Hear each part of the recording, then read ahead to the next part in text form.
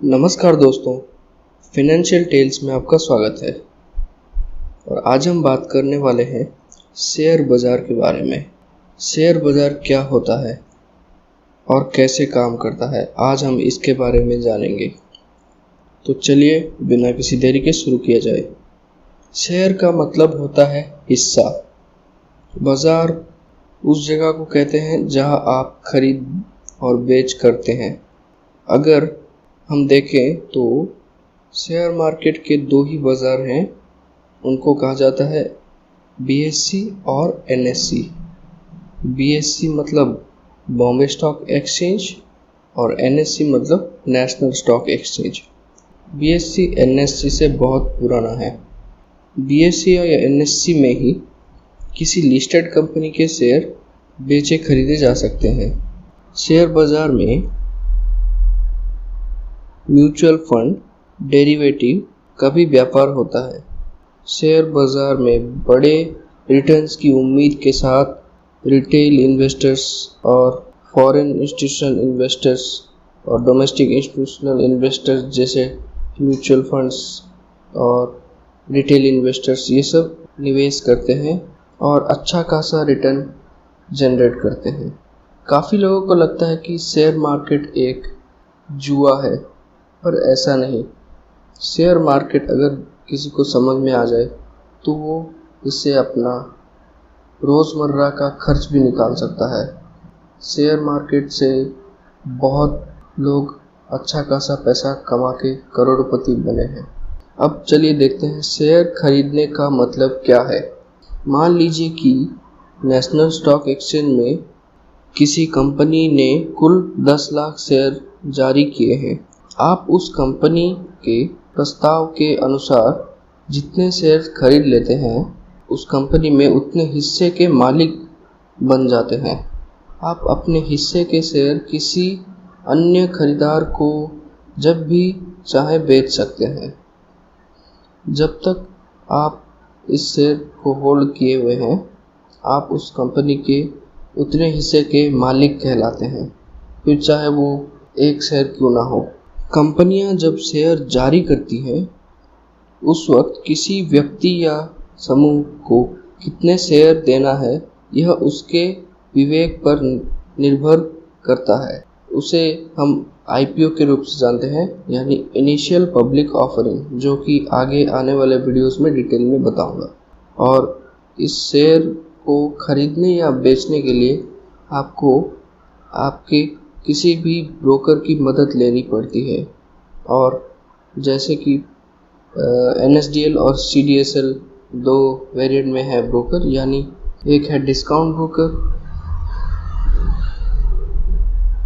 और एक है फुल सर्विस ब्रोकर। और शेयर खरीद बेच करने के लिए आपको आपके ब्रोकर की मदद लेनी पड़ती है। ब्रोकर शेयर खरीद बेच करने के लिए अपने ग्राहकों से कमीशन चार्ज करता है। किसी लिस्टेड कंपनी के शेयर्स का मूल्य बीएससी या एनएससी में दर्ज होता है। सभी कंपनियों के शेयर्स का मूल्य उनकी लाभ कमाने की क्षमता के अनुसार घटता या बढ़ता रहता है। सभी शेयर्स का नियंत्रण भारतीय security exchange board of India SEBI के हाथ में होता है। सेबी की अनुमानित के बाद ही कोई कंपनी शेयर बाज़ार में लिस्ट हो सकती है। अपना प्रारंभिक निर्गम इशू यानी आईपीओ जारी कर सकती है।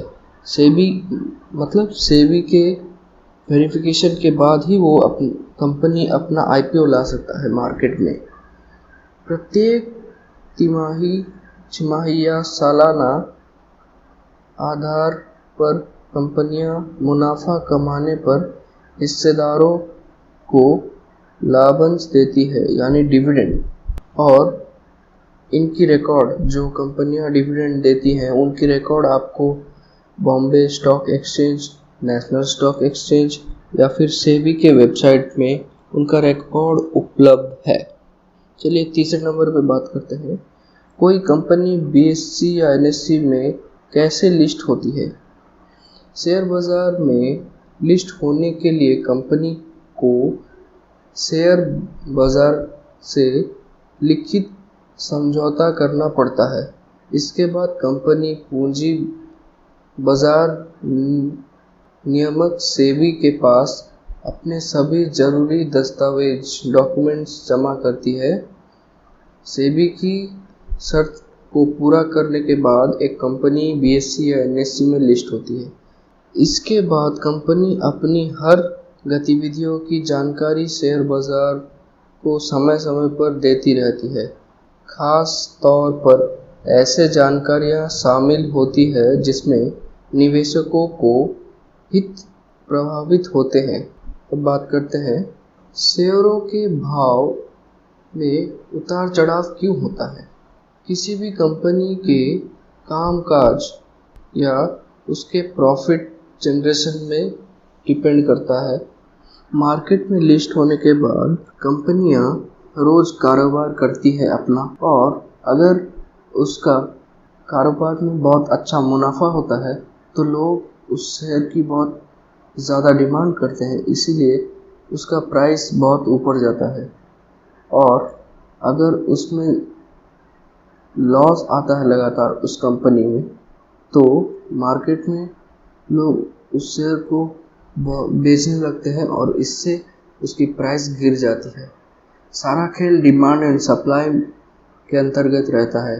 अगर किसी बिजनेस में बहुत ही ज़्यादा प्रॉफिट हो रहा है तो लोग उस बिजनेस रिलेटेड शेयर खरीदने में इंटरेस्टेड होंगे और उस शेयर का डिमांड बढ़ जाएगा, और डिमांड बढ़ने के हिसाब से सप्लाई अगर उतना नहीं आ पाएगा तो उस शेयर का प्राइस बढ़ जाता है।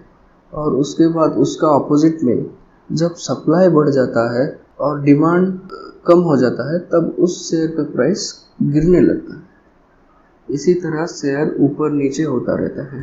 तो आखिर में आते हैं आप कैसे कर सकते हैं शेयर बाजार में निवेश की शुरुआत।